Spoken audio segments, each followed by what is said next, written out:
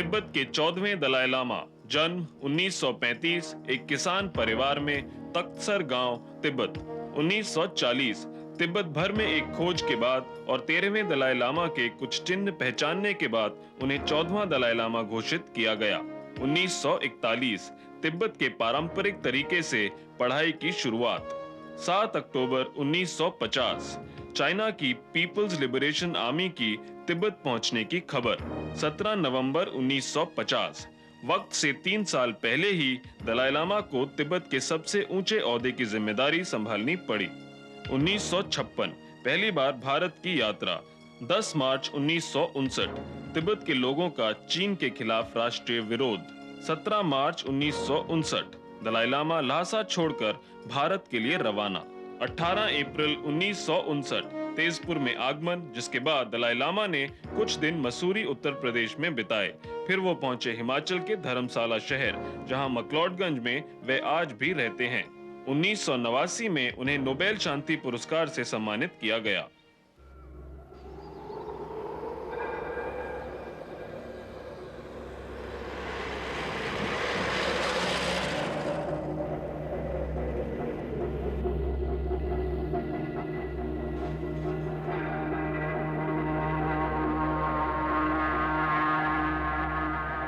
आज़ादी, स्वतंत्रता, ये शब्द 50 साल पहले ज़्यादा अहमियत रखते थे, जब दुनिया के कई देश गुलाम थे।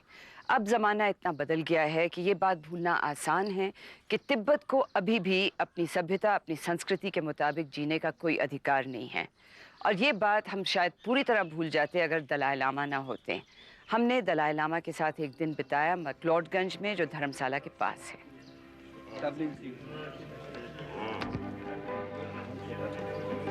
ऐसे ऐसे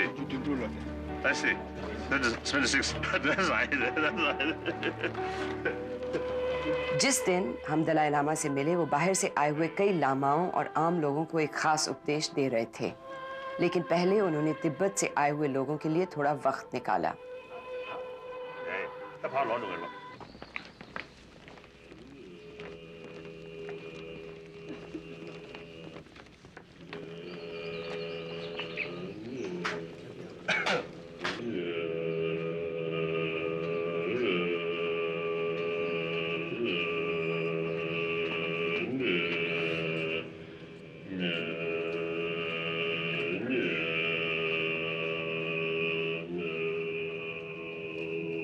उपदेश से पहले प्रार्थना थी, जिसमें पूरी सभा शामिल हुई।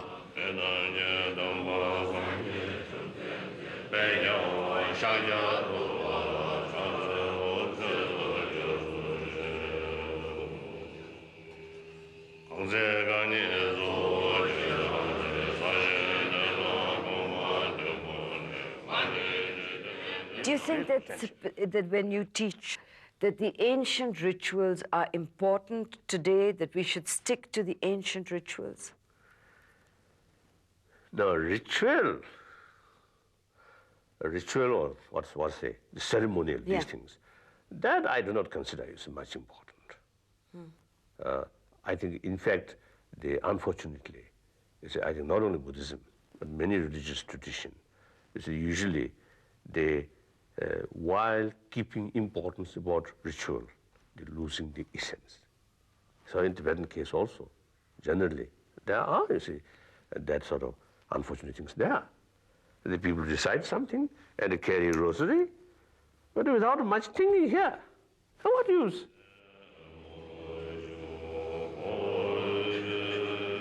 तिब्बत के लोगों का विश्वास है कि दलाई लामा मरते नहीं हैं, उनकी आत्मा सिर्फ शरीर बदलती रहती है। तो ये दलाई लामा छोटे बच्चे ही थे जब उनको दलाई लामा माना गया। पिछले साल हॉलीवुड ने उनके जीवन पे 2 फिल्में बनाई हैं, 7 Years in Tibet और Kundan.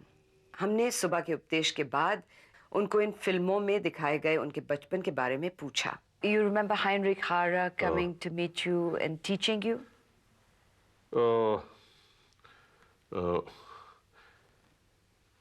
Yes, you see, at that time, I already have sort of, interest to learn more about outside world.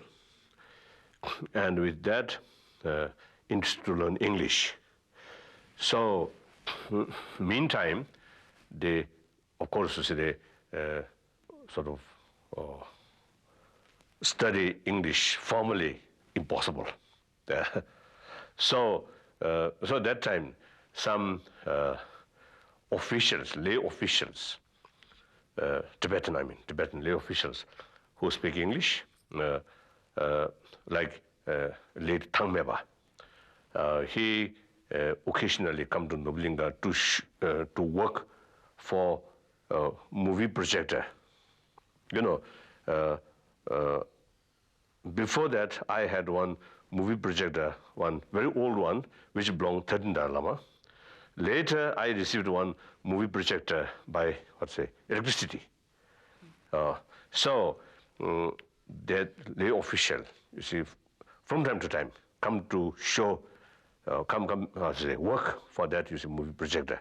So, meanwhile, I spent, you see, a few minutes, sometimes I think about 1 hour, spent with these lay officials to learn English from beginning, A, B, C, D. Then after that, Hara also she came. I started to learn English from him.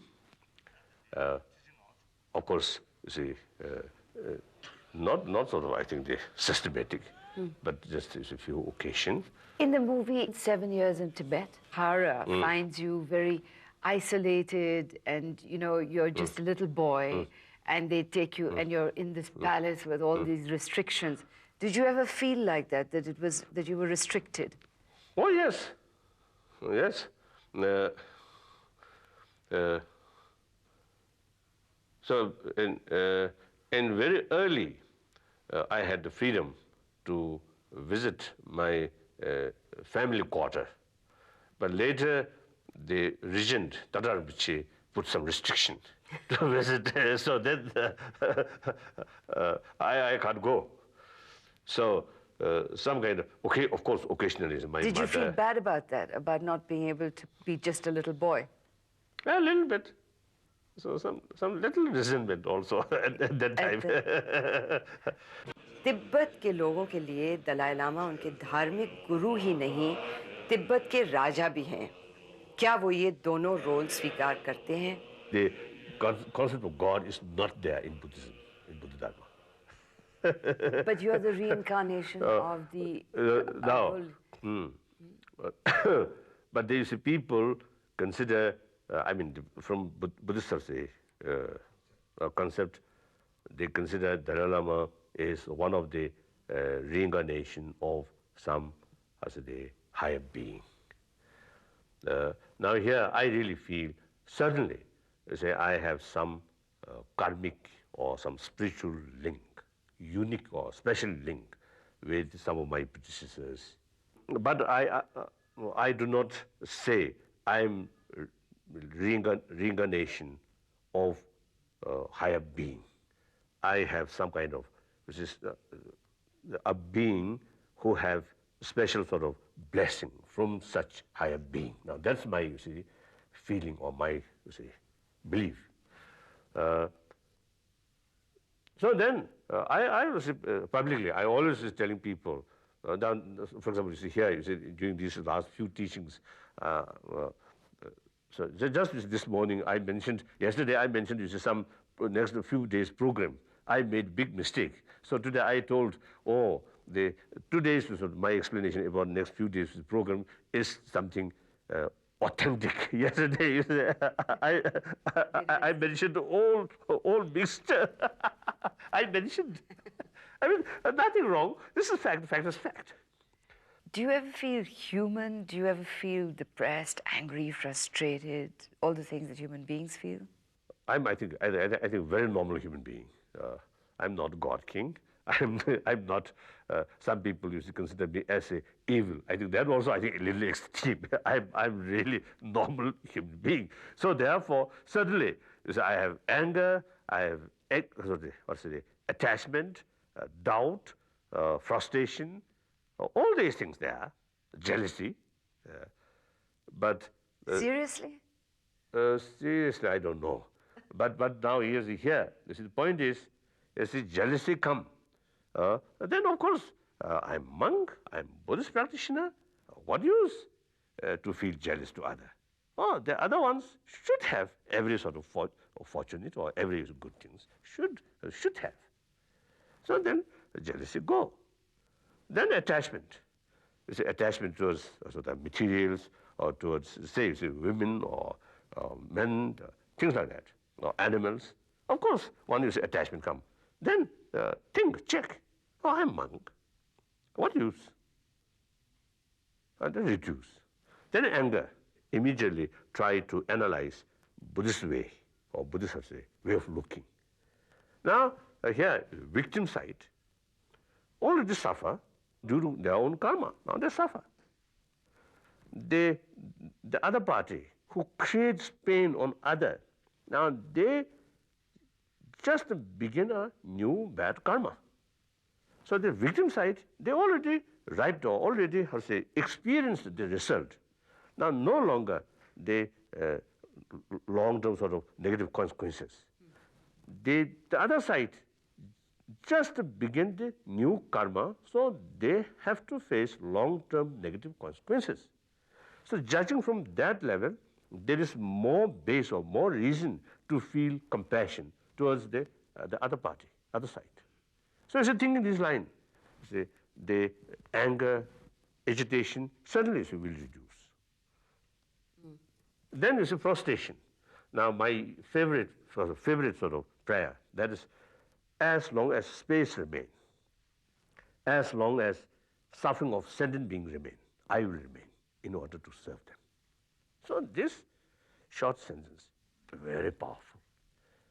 Whenever you see some kind of discouragement or frustration, little is begin to come. I remember this.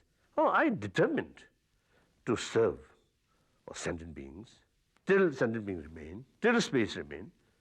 Then this very tiny incidents. Why I myself feel so sad? जब दिन में कोई खास कार्यक्रम नहीं होता है तो दलाई लामा के दिन कुछ इस तरह गुजरते हैं। वो सुबह 3:30 बजे उठते हैं और 2 घंटे पूजा और ध्यान में गुजारने के बाद 5 बजे के करीब नाश्ता करते हैं और बीबीसी के खबरें सुनते हैं।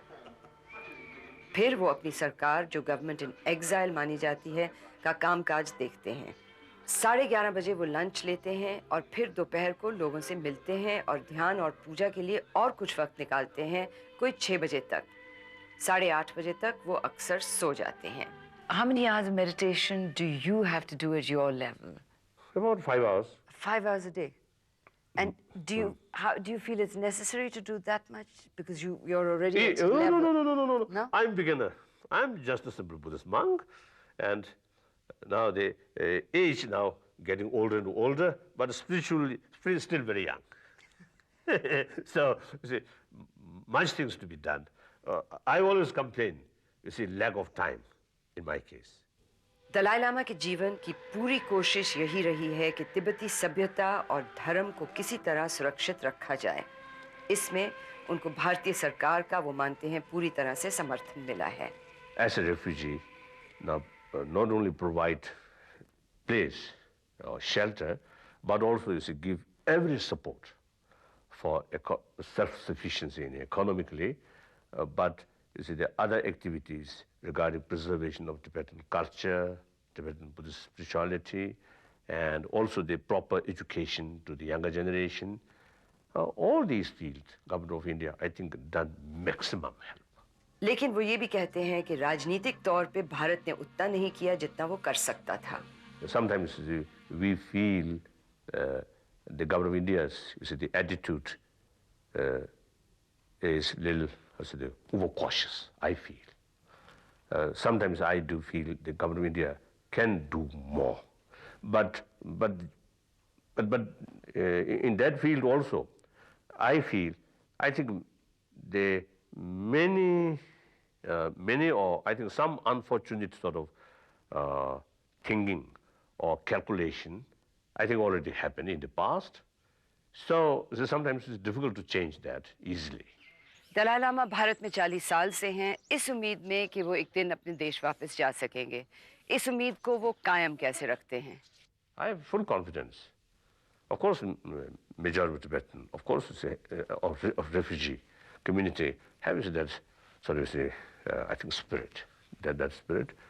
So certainly, I feel the People's Republic of China, and also I think the worldwide, last I think the 10, 15 years, much is changed. Before 89, when I was when I had opportunity meeting some of the Chinese, even they difficult to get opportunity, the many Chinese not showing interest to discuss or to meet with me. After Tiananmen, that situation, that atmosphere completely changed.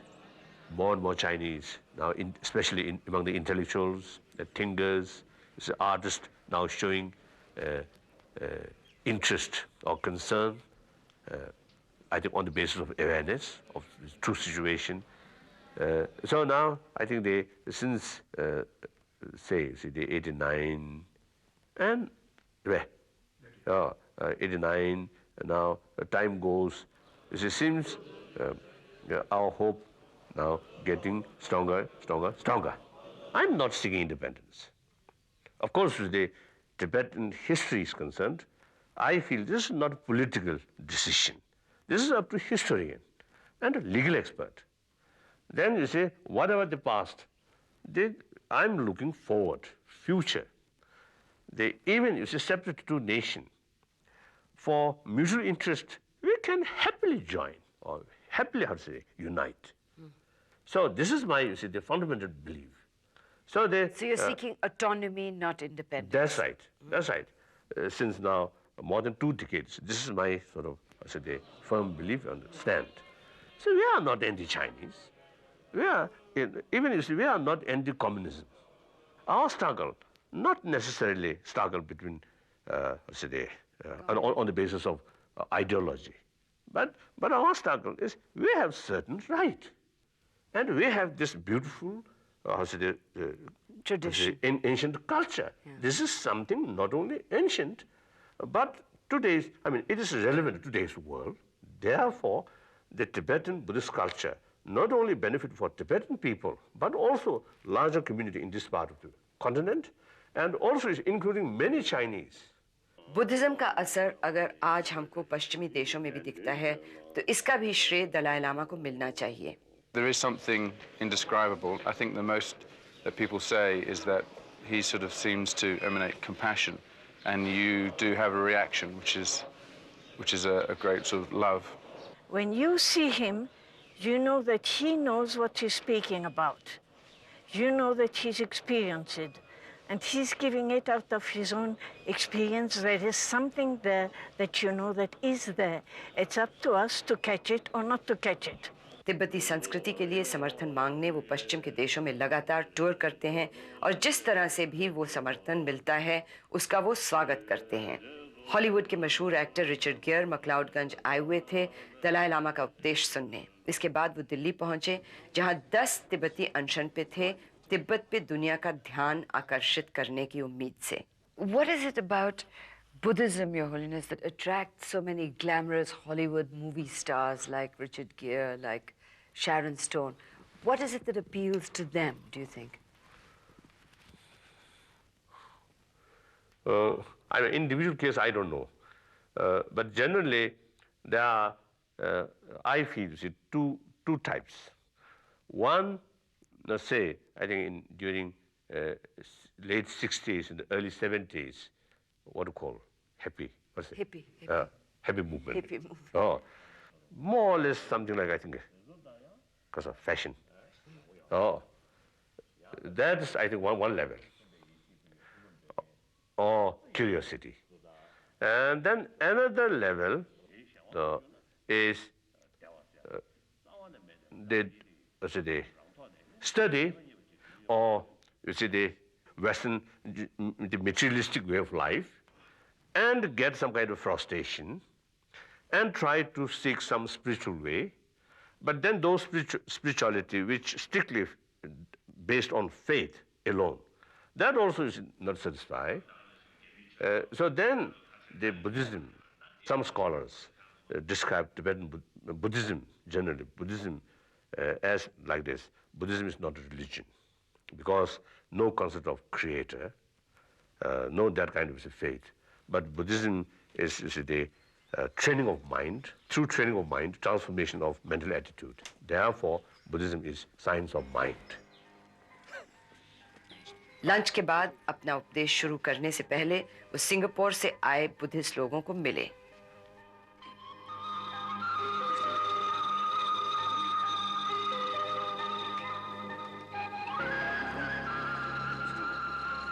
शाम होने तक दलाई लामा का उपदेश जारी रहा।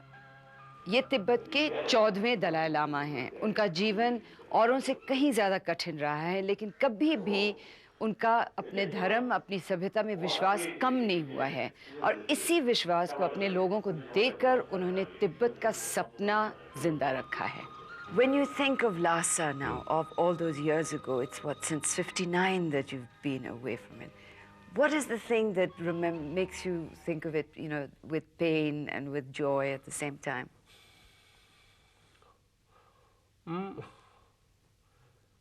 What do you miss most? Well, frankly speaking, not much. No? No, personally, not much. I think the only I think the one thing, the Dharamsala during monsoon, too much rain and very wet. Then sometimes they feel climate Lhasa during summer very pleasant.